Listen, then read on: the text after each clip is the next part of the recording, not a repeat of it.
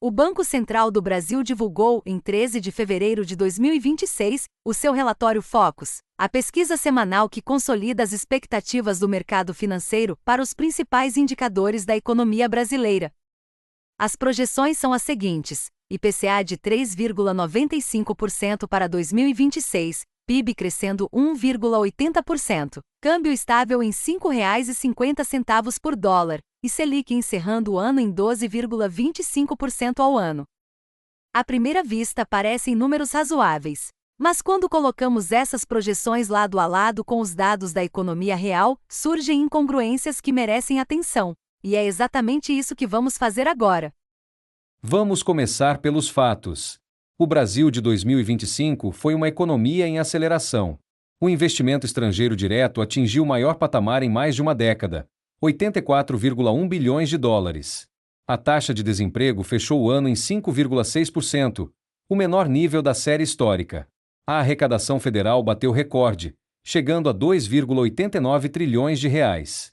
O turismo internacional registrou quase 9,3 milhões de visitantes. E o PIB de 2025 cresceu 2,5%.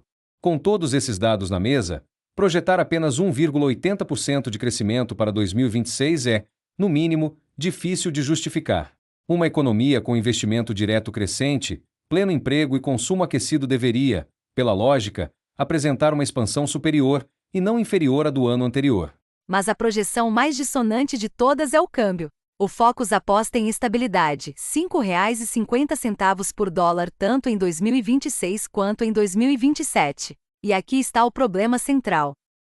Existem duas forças poderosas agindo ao mesmo tempo, e as duas apontam para o mesmo lado, a valorização do real. A primeira força é interna, os fundamentos sólidos que acabamos de descrever. A segunda é externa, o dólar está em um ciclo global de desvalorização.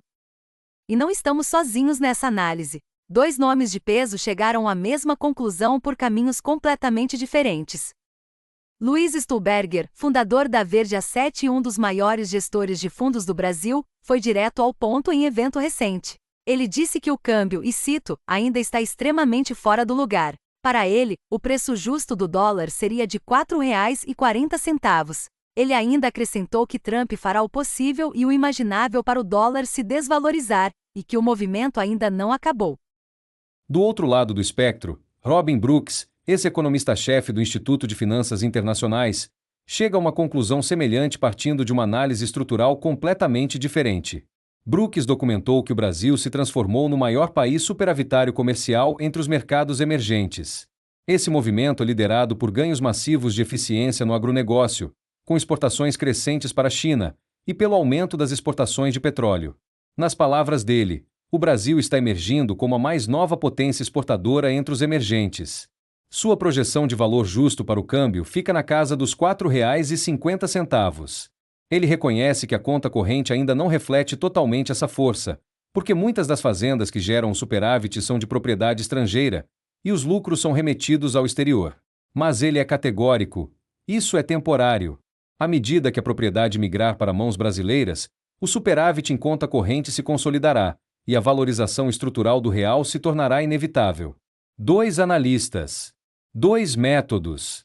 Uma mesma conclusão: o real vale muito mais do que o mercado precifica. Agora vamos ao terceiro elemento, os juros.